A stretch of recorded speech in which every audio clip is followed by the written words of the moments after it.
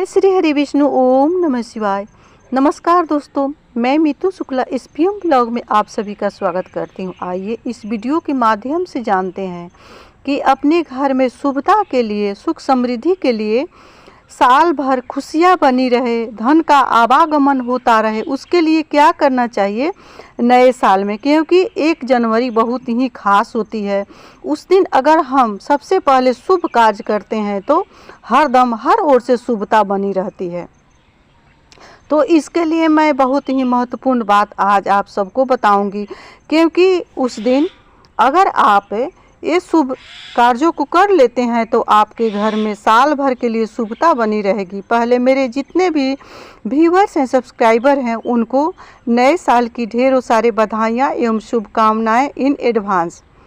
तो प्रिय दोस्तों, सबसे पहले क्या करेंगे, क्योंकि सबसे पहले सुबह जल्दी जगेंगे और 1 दिन पहले अपने घर का अच्छे से साफ सफाई कर लेंगे, जो कि 31 दिसंबर को, और शाम के समय में खीर बना करके, क्योंकि 31 दिसंबर को 2024 की विदाई होती है।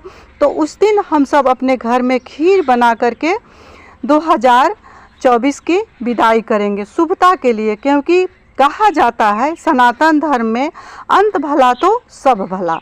तो ये 2024 की विदाई हो गई। अब शुरुआत होती है 2025 की, यानी 1 जनवरी की यहाँ पर बात हो रही है। तो उस दिन सबसे पहले क्या करें, जल्दी से जागे। सबसे पहले आप बिस्तर जल्दी छोड़ेंगे तभी आप सब काम समय से कर सकते हैं। तो थोड़ा सुबह जल्दी जगें और जल्दी जग करके सबसे पहले अपने दोनों हथेली को देखें, दोनों हाथों को अपने आप में स्पर्श करते हुए दोनों हथेली को देखें। क्योंकि महाकाली, महालक्ष्मी, महासरस्वती इन हथेली में ही निवास करती है, इसीलिए सबसे पहले अपने हथेली को ही देखना चाहिए। और उठ करके, बैठ करके जो आपका आराध्य है उनसे बेड पर ही प्रार्थना करना चाहिए। प्रभु से कहना चाहिए या माँ जगतजननी जगदम्बा से कहना चाहिए कि मेरा 2024 जैसे भी गया हो, लेकिन 2025 बहुत अच्छे से बीते और जो भी कामना है सो पूर्ण हो, कहीं से कोई काम अधूरा नहीं रहे। इस तरह से भगवान से प्रार्थना करें और धरती माँ को प्रणाम करते हुए धरती पर पैर रखें। उठने के बाद अपने घर का सर सफाई जो पहले 1 दिन किए हैं, थोड़ा थोड़ा झाड़ू कर लें और झाड़ू पोछा करके स्नान करें। स्नान करने के बाद अपने दिन की शुरुआत पूजा से करें। अपने पूजे रूम में जा कर के पूजा अच्छे से करें। अगर आपके घर में संवरिया सरकार हैं, लड्डू गोपाल हैं, तो उनको पंचामृत से उस दिन स्नान करा करके हो सके तो नए वस्त्र पहनाएं। नहीं वस्त्र नहीं हो, नए वस्त्र अगर नहीं पहना सकते हैं तो धुले हुए वस्त्र संवरिया सरकार को पहने और अपने भी उस दिन नए वस्त्र ही धारण करें। नए में वैसा नहीं कि कोरा होना चाहिए, लेकिन अच्छा वस्त्र पहनना चाहिए। उस दिन फटा पुराना कपड़ा नहीं पहनना चाहिए, क्योंकि कपड़ा का भी हमारे जीवन में काफ़ी प्रभाव पड़ता है। इसलिए उस दिन जो भी वस्त्र पहने सो सुंदर, साफ, स्वच्छ पहने और अपने लड्डू गोपाल को भी सुंदर, साफ, स्वच्छ कपड़े पहनाएं। स्नान करा करके पंचामृत से और घी का दीपक जला करके लड्डू गोपाल के सामने उनको भोग लगाएं। मिष्टान और फल का भोग लगाएं। उस दिन हो सके तो फिर से खीर बना करके, क्योंकि अपनी घर की जो भी रसोई है उसमें उस दिन मीठा कुछ बना करके ही शुरुआत करना चाहिए। आप अगर 1 दिन पहले 31 दिसंबर को अगर खीर बना लिए हैं तो उस दिन हलवा बना करके ही अपने लड्डू गोपाल को भोग लगाएं। क्योंकि उस दिन जो भी खाना बनाएं तो मीठा से ही शुरुआत करना चाहिए। और बहुत सारे जो भाई हैं, बहन हैं, सो उस दिन काट मार करते हैं, नॉन वेज बनाते हैं और नॉन वेज खाते हैं और नॉन वेज का पार्टी करते हैं। तो इस तरह ये शुभता का प्रतीक नहीं है। अगर नॉन वेज खाते भी हैं तो उस दिन अवॉइड करना चाहिए। उस दिन किसी का जान मार करके नया साल नहीं मनाना चाहिए। अगर आपका घर में हर रोज से शुभता चाहिए तो इन बातों का खास ध्यान रखना चाहिए।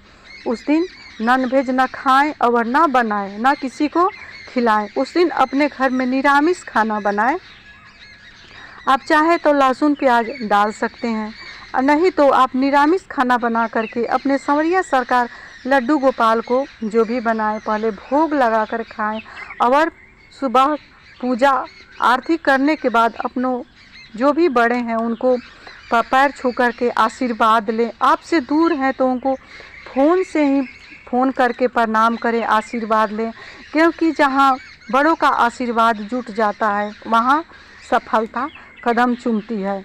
और उसके बाद क्या करें कि जितने भी आपका दोस्त हैं, आपका परिचित है, उनसे भी उस दिन आप मैसेज के ज़रिए, फ़ोन के ज़रिए बात कर सकते हैं, और इस तरह से दिन की शुरुआत करें। नज़दीक पास में मंदिर है तो उस दिन मंदिर अवश्य जाना चाहिए।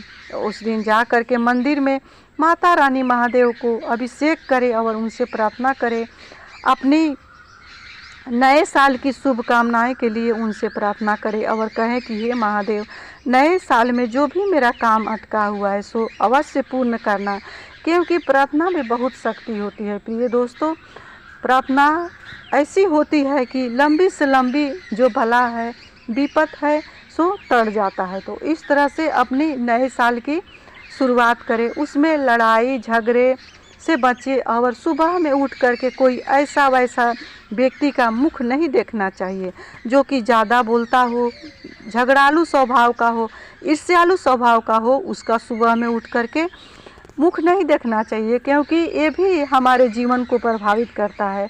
इसलिए सबसे पहले उठ करके अपने पूजा रूम में जाएं, और अपने हथेली देखने के बाद और पूजा रूम में जा कर के भगवान से प्रार्थना करें, नहा धोआ करके। सबसे पहला काम यही करें कि अपना पूजा पाठ से ही अपना दिन की शुरुआत करें, तो हर ओर से मंगल ही मंगल होगा।